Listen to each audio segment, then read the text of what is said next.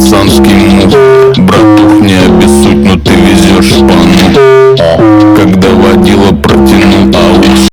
Hukum termodinamika 2 yang dikemukakan oleh Rudolf Clausius, yaitu kalor berpindah dari suhu tinggi ke suhu rendah untuk mencapai kesetimbangan. Di bagian belakang kulkas terdapat kondensor, dan di bagian dalamnya terdapat evaporator yang terhubung dengan kondensor. Pada kondensor dan evaporator terdapat cairan pendingin atau biasa disebut dengan freon. Freon ini bersirkulasi dari evaporator menuju kondensor dan kembali lagi membentuk sebuah siklus. Karena perbedaan suhu dan tekanan, freon berubah dari cair ke gas dan gas ke cair. Tekanan yang berubah ini dimanage oleh kompresor yang terletak di bawah kulkas dan pipa kapiler. Perjalanan freon ini dimulai dari evaporator. Freon yang menguap akibat perbedaan suhu dan tekanan akan menyerap kalor atau panas di bagian dalam isi kulkas, sehingga pada bagian dalam kulkas akan terasa dingin. Saat penyerapan kalor terjadi, freon dalam bentuk gas menjadi panas kemudian menuju ke kompresor.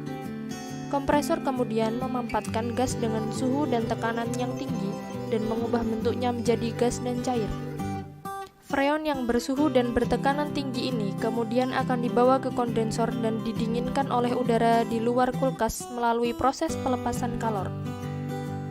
Freon dalam bentuk cair kemudian kembali ke evaporator melalui pipa kapiler yang berukuran kecil dan panjang sehingga tekanannya turun drastis, lalu masuk ke dalam evaporator dan berubah wujud dari cair ke gas.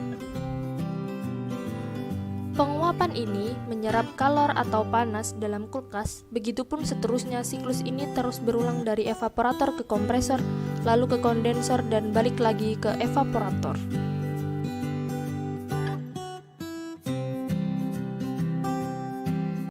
Akan menjelaskan cara kerja dan konsep termodinamika pada AC. Cara kerja AC yaitu di dalam AC terdapat sebuah gas yang bernama freon yang fungsinya untuk menghasilkan panas dan dingin dari udara yang dikeluarkan oleh AC. Pertama, gas tersebut diberi tekanan oleh kompresor sehingga gas berubah fase menjadi cair yang mengakibatkan suhu meningkat. Kemudian dia masuk ke dalam kondensor dan diberi hembusan udara pada kondensor ke arah luar ruangan sehingga udara menyerap panas dari gas freon yang panas. Hasilnya cairan keluar dari kondensor dalam keadaan suhu yang lebih rendah dari sebelumnya. Lalu pada katup ekspansi, cairan tersebut disemprotkan ke daerah yang tidak bertekanan yang menghasilkan cairan freon berubah menjadi gas.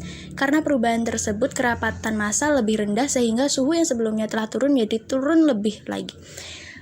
Hal inilah yang mengakibatkan cairan freon memiliki suhu yang sangat rendah. Selanjutnya, gas freon yang telah turun tersebut masuk ke evaporator dan dihembuskannya udara melalui evaporator sehingga suhu udara yang melewati evaporator tersebut menjadi dingin.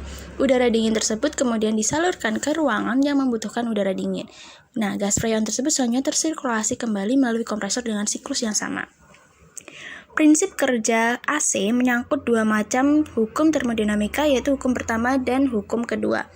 Hukum pertama termodinamika berbunyi, energi tidak dapat diciptakan ataupun dimusnahkan, melainkan hanya bisa diubah bentuknya saja, seperti perubahan energi pada AC, yaitu energi listrik menjadi energi kinetik pada kondensor, pada evaporator, dan pada kompresor.